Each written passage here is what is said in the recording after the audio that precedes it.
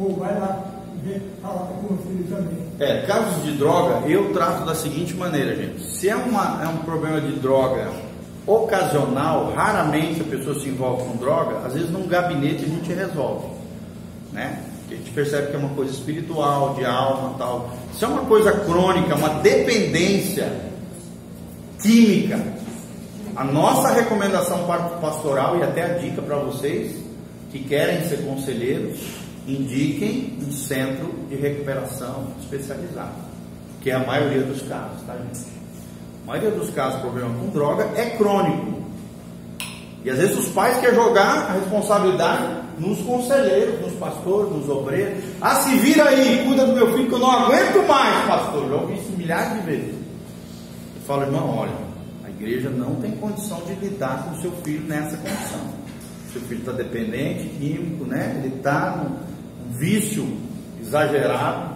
O que a gente recomenda é um centro de recuperação, porque ali vai ter psicólogos, vai ter um monitor que vai ensinar a parte espiritual, vai ter outras pessoas que estão naquela condição, é um ambiente fechado, longe das amizades, das pessoas e tal, é um ambiente propício onde ele vai ficar durante 7, 8 meses, separado para ser restaurado ali naquele lugar. Eu, você, nós, a igreja, nós não temos isso. Poucas igrejas têm centro de recuperação, e é tremendo quando isso acontece, né? Que podem encaminhar os drogados para aquela situação, tá? Então não tente ser o salvador do mundo, gente. Às vezes você vai ter que encaminhar para alguém que é mais habilitado, em um ambiente que é melhor do que o seu gabinete, a sua sala, aquele lugar que você está atendendo a pessoa, que é uma área que você não vai dar conta. Você vai ter que transferir para alguém que tenha condição, tá bom?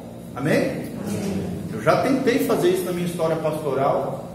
Algumas vezes deu certo, outras vezes eu me lasquei. Então eu aprendi.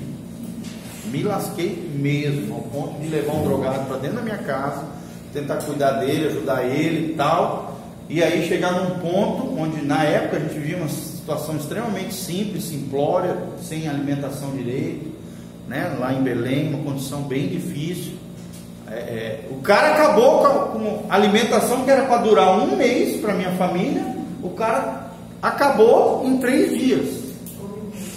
Vocês sabem que uma pessoa que é envolvida com maconha come 7, 8 vezes por dia. O cara acabou com o meu rancho que era para durar um mês em 3 dias. Aí eu tive que ir com a família e pedir. Eu tive que pedir assistência para a família, porque não tinha nem dinheiro para comprar o rancho para aguentar até o final do mês. Então, assim, não recomendo, tá, gente? São experiências que não recomendo. Como também uma vez ou outra, que eram situações não tão crônicas, não tão complexas, que a gente conseguiu ajudar a nível de gabinete, orientando, levando as pessoas ao reino de Deus, envolvendo elas nas atividades da igreja e tal. A pessoa conseguiu se libertar e graças a Deus hoje está super bem. Tá bom? Então cada caso é um caso. Situações crônicas, levem para um centro de recuperação. Todo mundo está entendendo? Vai, fala. Aqui. Cadê? Aqui. Fala. O senhor está falando de problema hormonal, né? Certo. O senhor fala sobre a homossexualidade, mais hormonal ou mais espiritual? Ou os dois, ou cada caso é um caso? É multifatorial, tá? Homossexualismo não é um fator, é multifatorial. Pode ser que seja hormonal, que é o menor dos casos.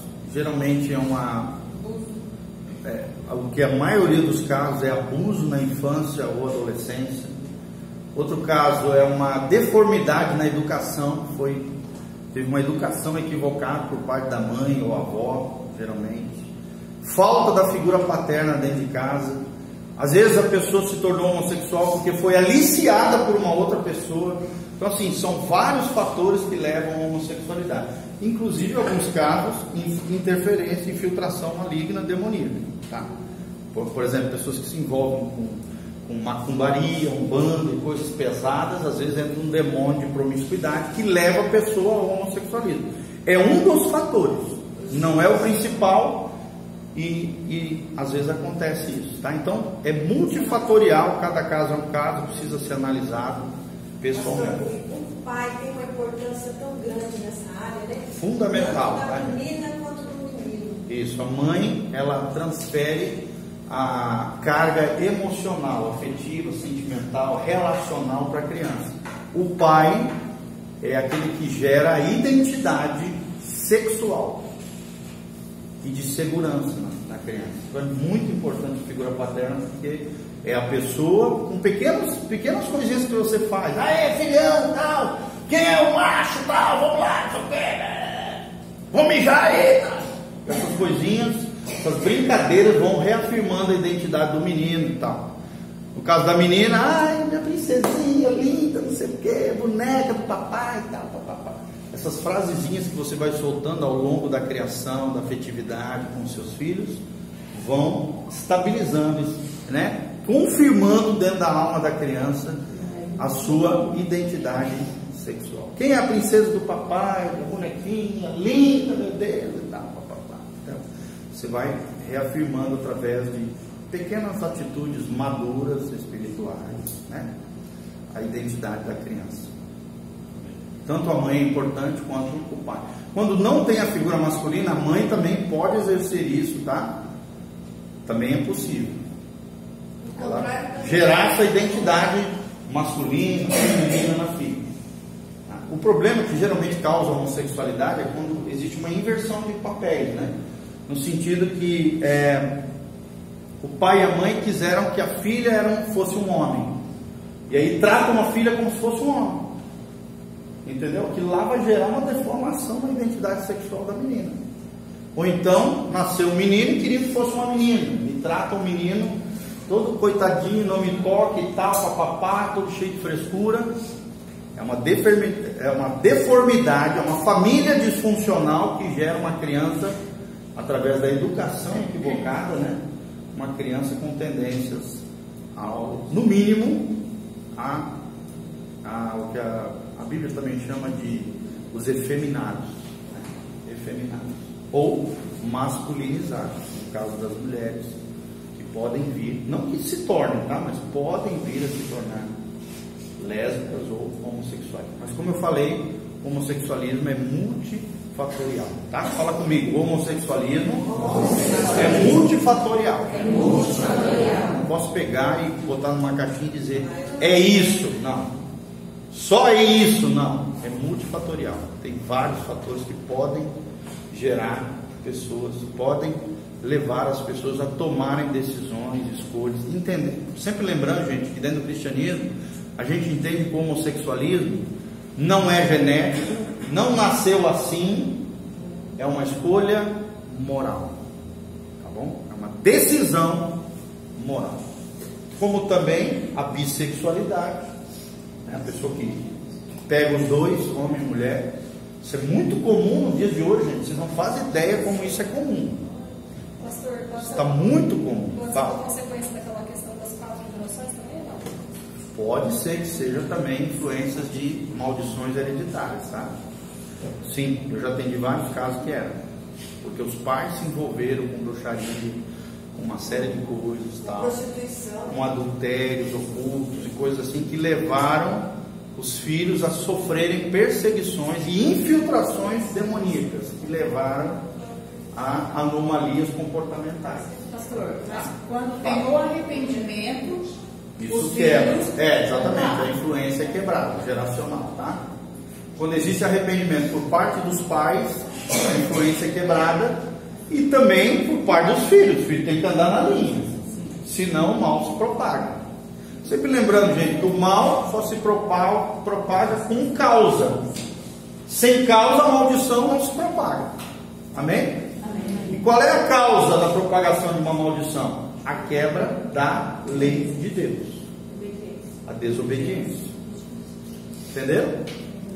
É aquela palavra que eu ministrei aquela vez sobre a maldição na Bíblia. Lembre-se, né? O fator determinante é o arrependimento, que é o que tu estava falando, e a obediência ou a desobediência, a quebra ou o retorno à lei de Deus. Ok? A quebra, maldição. O retorno da bênção, do favor de Deus, da glória de Deus, da presença do Senhor. Pastor, Fala. E no caso de um divórcio, o pai segue a vida na promiscuidade e a mãe não. Certo. E essas crianças, como que ela fica?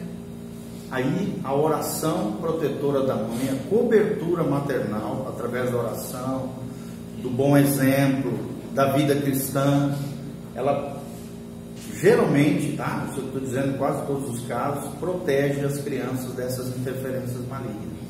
A oração tem o poder de formar uma espécie de proteção, de redoma espiritual sobre a vida da criança. O problema é quando não existe de nenhum dos lados. Aí a criança fica suscetível e vulnerável às interferências malignas. Entendeu? Então a oração de um pai e de uma mãe, gente, isso é algo poderosíssimo. Porque você tem autoridade sacerdotal na tua casa.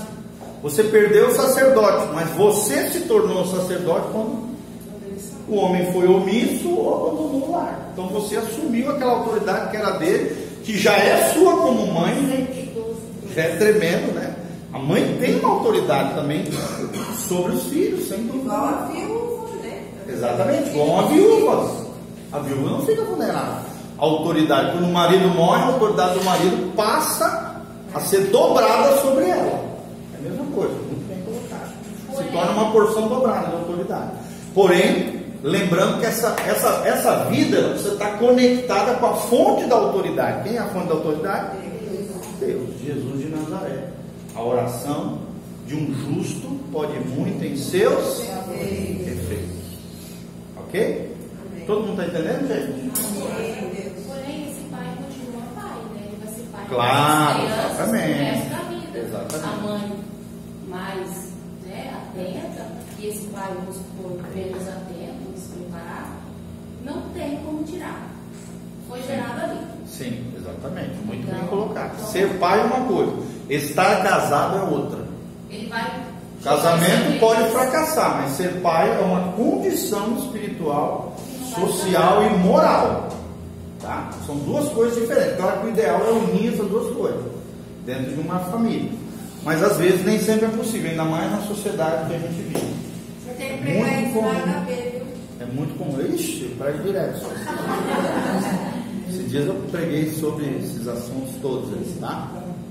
E como é que tem que ser suprido isso, gente? Por exemplo, a carência da figura paterna de um homem dentro de um lar onde o marido foi embora, coisa assim, ou morreu, a mulher ficou viúva, através de um familiar mais próximo ou dos outros homens da igreja.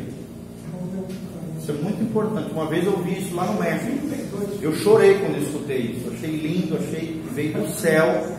Um professor nosso falando, ele disse o seguinte: quando o filho de uma mulher divorciada, viúvo, está dentro da igreja, você percebe nele aquela carência de uma figura paterna, uma figura masculina. Você, homem da igreja, homem de Deus, sacerdote do Deus ao vivo, você pode se colocar na brecha como intercessor daquela vida, trazer para perto aquela pessoa e aquela criança receber uma outra referência, um outro modelo de autoridade, uma outra figura masculina que pode ser o parente mais próximo, que seja crente, que tenha moralidade, que seja um exemplo para aquela criança, ou um membro do corpo de Cristo, um pastor, né, ou um irmão maduro da igreja. Nós mesmos, pastores, principalmente a gente que cuida de jovens, adolescentes, a gente vira um modelo da moçada. Tem um menino que eu discipulo, ganhei para Jesus, né? Ele sempre fala para mim: olha, pode falar mal do meu pai, natural, mas do meu pastor não. Porque qual é a referência que ele tem de pai? Não é o pai dele, sou eu. Olha a responsabilidade que eu carrego. E eu levo essa pessoa às vezes até nas minhas férias. Levo junto, é um amigo, ao mesmo tempo é um filho espiritual, é uma pessoa tremenda, que eu amo muito, como se fosse um filho. Tanto é que toda semana a gente se liga, a gente se fala, mesmo quando ele viaja, vai para longe, a gente se fala. Então a gente cria aquele laço paternal, mesmo eu não sendo o pai natural dele, ele me considera mais do que o pai natural dele. Então isso é uma coisa que às vezes no espírito pode existir, tá? Isso é muito comum. Eu tenho na família um sobrinho que ele adotou um tio. Sim, o avô é muito comum. Um tio, porque o pai era meio ausentão, então ele adotou um tio. Isso. A igreja tem que suprir, gente, essas áreas de deficiência. Pode ser um tio, pode ser um irmão mais velho, pode ser alguém que o teu filho se identifique, ame, tenha, né, olhe como uma referência, incentiva a estar junto com ele, né? Esses dias mesmo eu peguei, saí com meus 2 filhos e chamei outros 2 amiguinhos deles. Um dos meninos não tem pai, nem sabe quem é o pai dele. Aquele menino ficou numa alegria quando saiu com a gente, você não imagina. A gente via a emoção, o coração daquela criança e estar junto ali com a gente. Eu tratei com amor, com carinho, fui buscar na casa dele, trouxe para perto, fomos comer uma pizza. Nossa, a alegria daquele menino foi tremenda.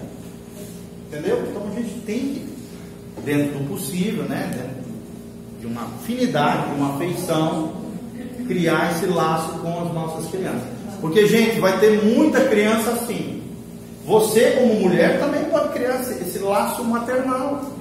Gente, é tão importante quanto ser uma mãe espiritual daquela criança, ser um pai espiritual daquela criança, emocional, afetiva, né? Eu acho lindo quando a pessoa faz isso. Isso aí, na verdade, é a revelação do coração de Deus, porque o coração de Deus é um coração paternal, é um coração maternal, é um coração lindo.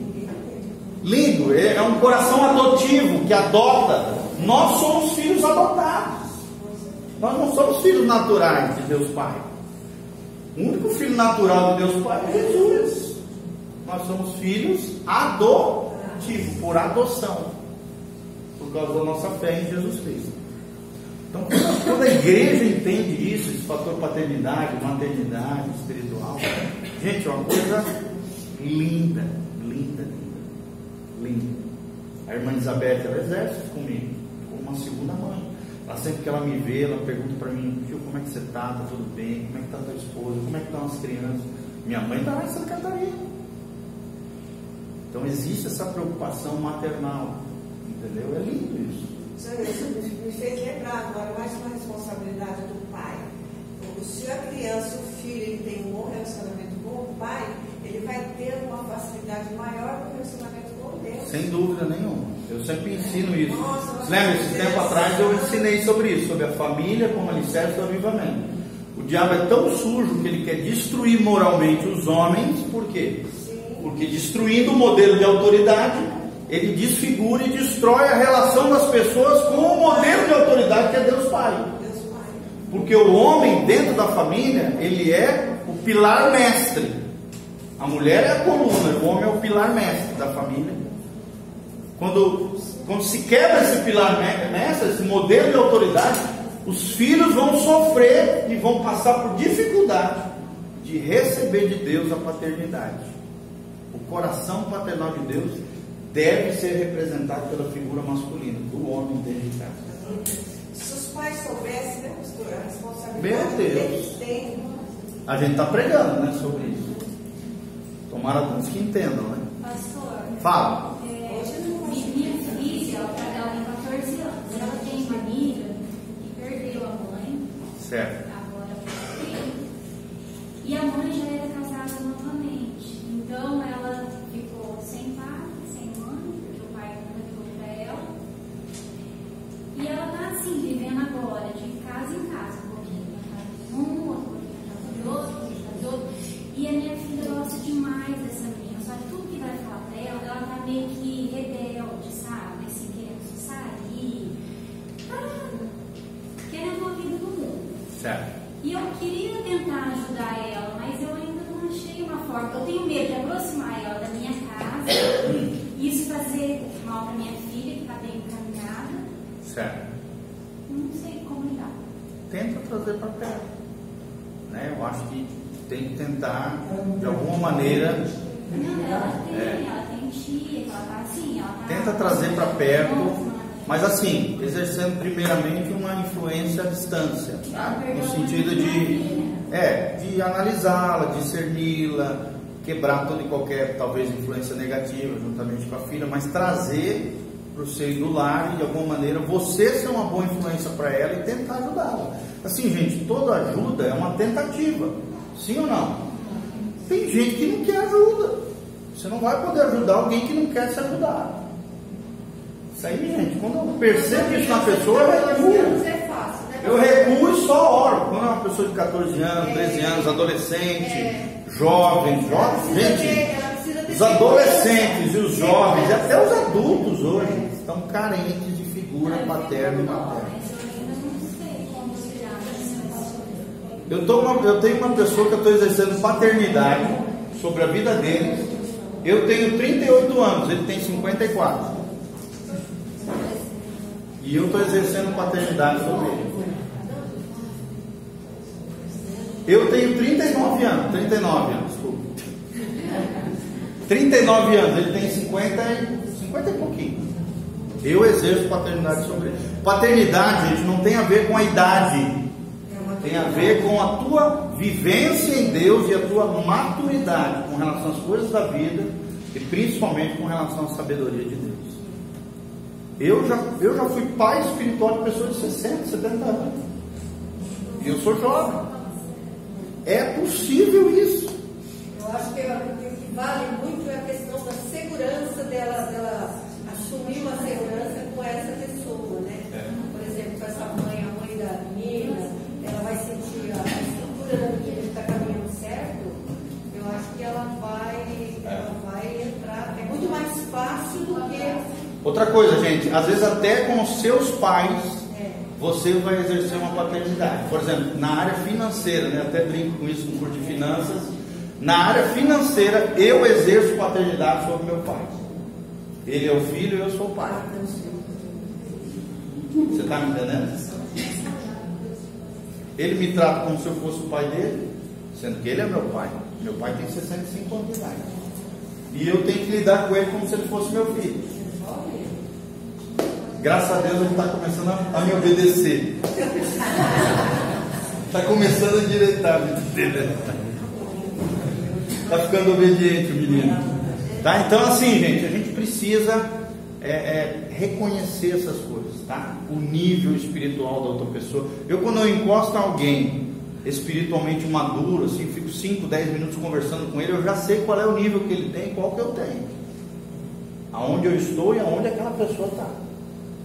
E geralmente eu procuro, claro, exercer uma influência positiva em quem está abaixo do meu nível, mas também me aproximar de pessoas de um nível maior que o meu, porque eu quero crescer, eu quero amadurecer, tá? É o que vocês estão fazendo aqui, vocês querem aprender, querem crescer, não tem nada a ver com idade aqui, né? Tem pessoas aqui, talvez o dobro da minha idade, e aí? Vocês querem aprender, vocês querem amadurecer, isso que importa. E é lindo quando vocês têm esse coração de aprendiz, né? Esse coração de humildade, de aprendizado. Isso é lindo. Isso aí é uma pessoa que decola na fé e na vida com Deus. Fala. Isso está acontecendo comigo. Eu tenho 23 anos, meu pai tem 42 anos. E ele certo. tem depressão profunda, né? Certo. E hoje eu sou pai dele.